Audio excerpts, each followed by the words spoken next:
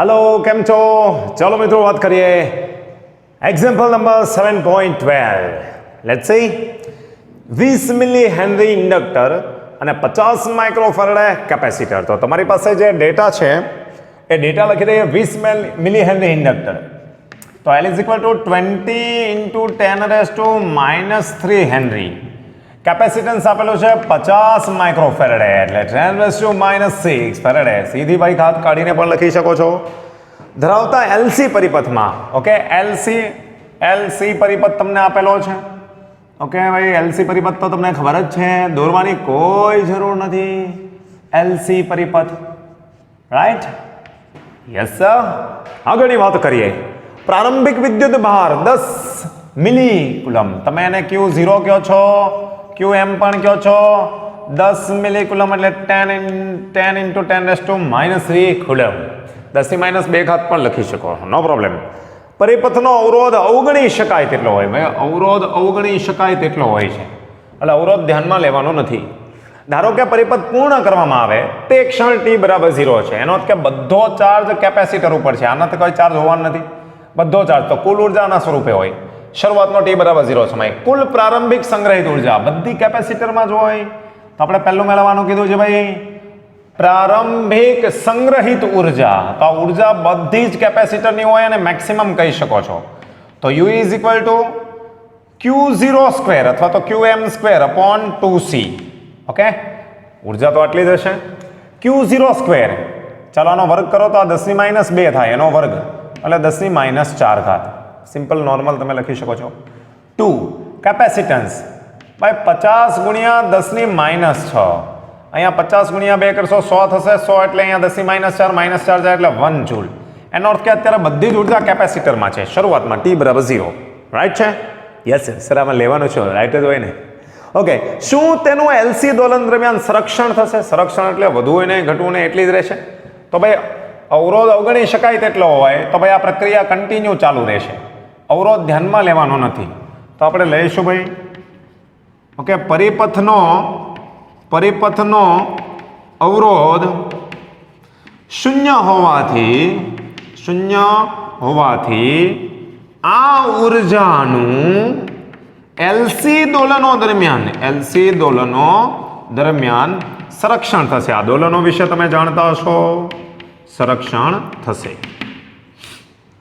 Clear અવરોધ ન હોય તો નહીતર ઉષ્મા સ્વરૂપે વ્યસ્ત થાય ઓકે ચલો પહેલો સવાલ ક્લિયર છે બીજો સવાલ લખીએ 1 by 1 ચાલો 1 જૂલ ઉર્જા છે શરૂઆતમાં તમારે યાદ રાખવી પડશે સેકન્ડ પરિપથની પ્રાકૃતિક આવૃત્તિ કેટલી હશે ભાઈ પરિપથની પ્રાકૃતિક આવૃત્તિ જે તમને ખબર છે F0 is equal to 1/2 pi √Lg ખબર છે ના તો 1 પાઈ એટલે 3.14 √LC LLL 20 into 10 raised to -3 અને સાથે સાથે c ની વેલ્યુ લઈ લઈએ c તો 50 ગુણ્યા 10 ની -6 ઘાત રાઈટ ચાલો અહીંયા લઈએ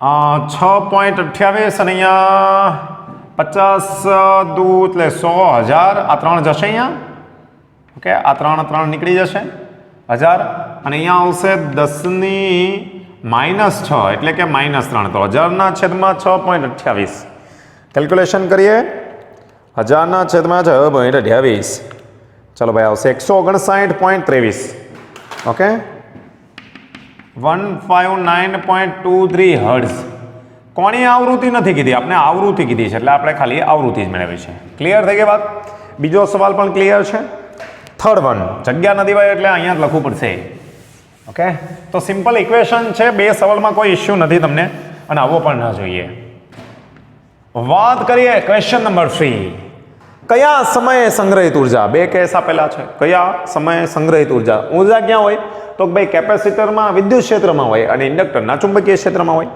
સંપૂર્ણ વિદ્યુત ઉર્જા રૂપે હશે ભાઈ વિદ્યુત ઉર્જા એટલે વિદ્યુત ક્ષેત્રના કેપેસિટરમાં હશે બધી જ અહીંયા હોય તો તમને આ બે ચાર્જ વિશે ખબર હોવી જોઈએ Q is equal to Q0 cos ω0t અને કરંટ વિશે તમને ખબર છે I0 અથવા તો Im sin ω0t આ વસ્તુ તમને ખબર છે ઓકે, કેપેસિટરની ઉર્જાનું સૂત્ર શું છે? કેપેસિટરની ઉર્જાનું સૂત્ર તો તમને ખબર છે ભાઈ, કેપેસિટરની ઉર્જા Q²/2C લખો છો કોઈ પણ સમયે, કોઈ પણ t સમયે ઉર્જા, t સમય, કેમ કે ચાર્જ બદલાય છે.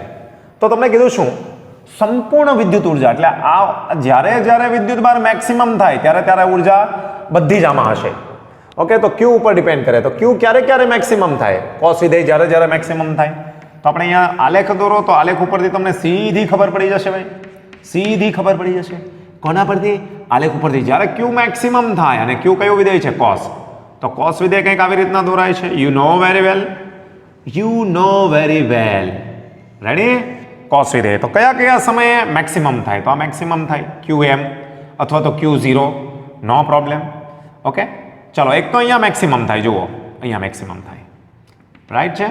આ પણ Qm માઇનસ વર્ગ કરો એટલે, તો જ્યારે Q મેક્સિમમ થશે ત્યારે કેપેસિટરની ઉર્જા મેક્સિમમ થશે. આ સમય તમને ખબર છે ભાઈ, આ સમય કેટલો થાય? t. What is that? આ t, તો this is t/2, this is what? 0. તો t/2 હે ને, પછી અહીંયા t/2, પછી 2t/2, બરાબર છે ને? આ બધા સમયે થશે. તો એનો અર્થ કે સમય વ્યાપક રીતે લેવો હોય, વ્યાપક રીતે, તો કયા સમયે? તો t તરીકે n × t/2 સમયે, t/2, જ્યાં n બરાબર 0, 1, 2 સો ઓન. જેમ કે n તરીકે 0 લ્યો તો 0 એ મેક્સિમમ હોય, 1 લ્યો તો t/2 સમય મેક્સિમમ, 2 લ્યો તો t સમય મેક્સિમમ હોય. રેડી? તો એનો અર્થ કે આ સિમ્પલ છે. તમને આ વિદ્યુત બહારની વેલ્યુ ખબર હશે એટલે આવડી જશે.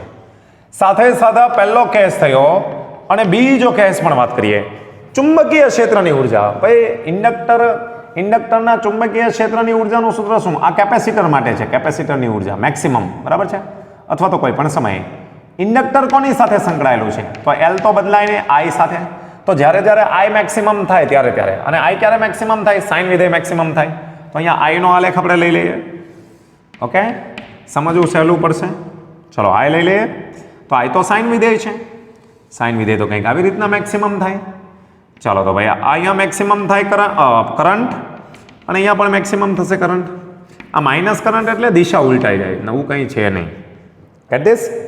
જુઓ તો આ સમયને અહીંયા સુધી કેટલો કહેવાય? સર t કહેવાય. જોજો, આ કેટલો કહેવાય? t/2. તો આ કેટલો? t/4. તો 0, t/4, 2t/4, 2t/4 હે ને, એટલે t/2 થઈ ગયું. આ કેટલો આવે? 3t/4. Okay, 4t/4. તો એનો અર્થ કે આ જેટલો આ સમય છે, દેખાય છે પીક વેલ્યુ, આ બધા સમયે મેક્સિમમ થાય. તો વ્યાપક રીતે તમારે લખવું હોય તો t = એક તો આવશે t/4. કોણ આવવા જોઈએ? t/4 સાથે 1, 3. 1, 3 લાવવા માટે તમે આવું લખશો 2n + 1. 0 કરી નાખો તો t/4, 1 કરો તો 3t/4 આવી ગયું, એકી સંખ્યા. તો આ સમય જ્યાં n બરાબર 0, 1, 2 સો ઓન, આ બધા સમયે ઉર્જા મેક્સિમમ થશે. આલેખ ઉપરથી ખબર પડે ભાઈ. ઈજી છે, ઈજી. રેડી છે? ઓકે, ચાલો આગળ बढ़े. D option. તો વિડીયો પોઝ કરીને ગણી શકો છો ભાઈ અહીંયા, રાઈટ? આલેખને ફોકસ કરજો એટલે ઈઝી થઈ જશે. હા સર, નો પ્રોબ્લેમ. ડી, ઇન્ડક્ટર અને કેપેસિટર વચ્ચે કયા સમયે કુલ ઉર્જા સમાન થશે? ભાઈ સમય લેવાનો છે, બંનેમાં સમાન ઉર્જા. હવે ભાઈ અહીંયા જેટલી ઉર્જા હશે એટલી જ અહીંયા, તો કુલ ઉર્જા કેટલી હતી? મેક્સિમમ. તો હું લઈ લઉં છું ભાઈ કોઈક સમય થઈ ગયો છે, મને નથી ખબર, કોઈક સમય છે, એ વખતે ઉર્જા અડધી થઈ જાય છે. કોઈક એવો સમય કે જ્યારે ઉર્જા અડધી થઈ જાય. સમજો વાતને, ઉર્જા અડધી થઈ જાય છે. ઓકે, મને કહો આ ઉર્જા શરૂઆતની હતી, શરૂઆતની મેક્સિમમ જ હોય ને, એટલે આ ઉર્જાને હું U0 કહી દઉં છું, મેક્સિમમ. તો ત્યાં લખાય છે Q²/2C, એટલે 4C. Q²/2C ના 2 છે, 4T. ઓકે, એ વખતે કંઈક વિદ્યુત ભાર હશે અહીંયા, તો Q²/2C. ભાઈ આ સમય આ ઉર્જા છે U/2, ત્યારે કંઈક તો વિદ્યુત ભાર હશે ને ત્યારે. તો અહીંયા તમે જોશો તો આ વિદ્યુત ભાર આવશે Q' square = Q0/2. Than Q', Q0/√2. એનો અર્થ કે જ્યારે વિદ્યુત ભાર Q0/√2 થાય ત્યારે આ ઉર્જા અડધી થઈ જાય. આના પરથી ખબર પડી જાય. હવે જરાક જુઓ અહીંયા સમય મેળવવા માટે વિદ્યુત ભારમાં કિંમત મૂકો તો Q બરાબર Q0 cos ઓમેગા ટી અથવા તો ઓમેગા 0 ટી. Q કેટલો થઈ જાય? Q0 upon √2. તો મેં અહીંયા લખ્યું Q0 upon √2. અહીંયા આવશે Q0 cos ઓમેગા ટી. આ જાય તો ઓમેગા ટી બરાબર cos ઇન્વર્સ 1/2 ક્યાં થાય? જ્યાં જ્યાં 1/2 એટલે કે π/4 આવે ત્યાં કયું વિધેય છે? વિદ્યુત ભારનું કોસ વિધેય. જરાક જુઓ ભાઈ અહીંયા આને સમજજો ક્યાં ક્યાં આવશે સમય. અહીંયા ચાર્જ કોસ વિધેય છે તો કોસ વિધેય પ્રમાણે બદલાશે. અને જરાક સમજી લેજો ભાઈ એટલે ઇઝી થઈ જશે. આ મેક્સિમમ આ સમય આવર્તકાળ જેટલો થશે, નો પ્રોબ્લેમ. આ સમય આવર્તકાળ કરતાં અડધો, રાઈટ. આ આવર્તકાળ કરતાં ચોથા ભાગનો અને આવર્તકાળ કરતાં 8મા ભાગનો. જો કોસ ઇન્વર્સ √2 ક્યાં આવે તો કયો ખૂણો આવે? π/4. ઓમેગા એટલે શું? 2π upon t into t π/4. પાઈ જાય તો વોટ અબાઉટ ટી? હું અહીંયા લખું છું ભાઈ t ઇઝ ઇક્વલ ટુ અહીંયા તમે જોવા દો તો t/8. આ પહેલો સમય મળ્યો, પહેલો સમય શરૂઆતનો t/8 અહીંયા આવે.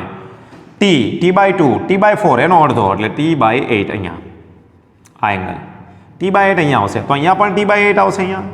તો આ કેટલો થઈ ગયો? t/8 1t/8 આ 2t/8 ભાઈ આ વેલ્યુ 2t/8 કરશો ને t/4 જ આવી જશે. જો પછી આ કેટલો આવે? 3t/8 ફરી પાછો અહીંયા એ જ આવે. આ કેટલો આવશે? 3t/8 આ વેલ્યુ 3t/8 અહીંયા પણ આ જ વેલ્યુ આવે. જો આ જેટલી વેલ્યુ અહીંયા અડધી ઉર્જા થાય અહીંયા ઉર્જા અડધી થઈ જાય છે u0/2 થઈ જાય. અહીંયા પણ એ જ થઈ જશે u0/2 કેમ કે આ એ જ સમય આપણે મેળવેલો છે. ઓકે તો બસ આ જ સમય લેવાના t/8 3t/8 આ 4t/8 ફરી પાછો અહીંયા આવી વિધેય મળશે. આ કયો આવશે? 5t/8 આવશે. ચાલો આ 6t/8 આ કેટલો આવશે? 7t/8 આ કેટલો? 7t/8. તો આ બધા સમય આવે 7t/8. તો વ્યાપક રીતે તમે શું લખી શકો? વ્યાપક રીતે t is equal to t/8 ખરા પણ અહીંયા કોણ લખે છે? 2n+1. ઓકે જ્યાં n બરાબર 0 1 2 so on. 0 એ નહીં, આ 0 નહીં આવે બરાબર છે. 1 થી 0 નહીં લે તમે આમાં 1 થી 1t/8 પછી 1 મૂકો એટલે કેટલા આવશે? સોરી 0 લેવું પડશે. 0 મૂકશો એટલે t/8 1 મૂકશો એટલે 3t/8 આવી ગયું. 2 મૂકશો એટલે 5t/8 આવી ગયું. તો બધી જગ્યાએ ઉર્જા મેક્સિમમ થાય. આ વેલ્યુ ગેટ ધીસ. તો સિમ્પલ છે. રેડી? વ્યવસ્થિત સમજો આના ઉપરથી આવી જશે. રાઈટ? વિડીયો પોઝ કરો અને આ નોંધી શકો છો. હું આગળનો સવાલ લઉં છું E. ઓકે છે? ચલો લખાઈ ગયું? પોઝ થઈ ગયો? રાઈટ. ચાલો નેક્સ્ટ વાત કરીએ ને લાસ્ટ. જો આ પરિપથમાં એક અવરોધ દાખલ કરવામાં આવે, કોઈ પણ જગ્યાએ એક અવરોધ મૂકી દો. અહીંયા એક અવરોધ છે, આ અવરોધ. તો છેવટે કેટલી ઉર્જા ઉષ્મા ઉર્જા સ્વરૂપે વ્યય પામશે? કેટલી ઉર્જા? ભાઈ જ્યારે અહીંયાથી આમ જશે ને આમ આવશે ને ત્યારે ઉર્જા જવાની અહીંયાથી આમ જાય પાછી ઉર્જા જવાની, અહીંયા આવશે પાછી ઉર્જા જવાની. તો લાંબા સમયે બધી ઉર્જા છે ઉષ્મા ઉર્જા સ્વરૂપે વ્યય થશે. ઓકે લાંબા સમય બાદ અહીંયા E. તો આપણે લખીએ ભાઈ પરિપથમાં અવરોધ જોડતા LC દોલનો દરમિયાન દરેક દોલન વખતે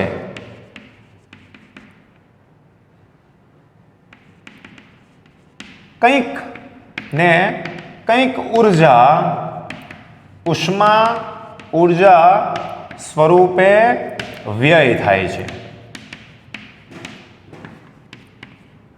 લાંબા સમયે બધી જ ઉર્જા જે શરૂઆતમાં કેટલી હતી? Initial 1 joule. બધી જ ઉર્જાનું ઉષ્મા ઉર્જા સ્વરૂપે વ્યય થાય અથવા તો વિકિરણ સ્વરૂપે વ્યય થાય. Electromagnetic waves. Clear? That's it. સારો સવાલ છે. ડી ઓપ્શન વ્યવસ્થિત જોવો પડશે તમારે. એક વખત ફોકસ કરજો એટલે આવડી જશે. રાઈટ. તો વિડીયો પોઝ કરીને નોંધી શકો છો અને છાપો.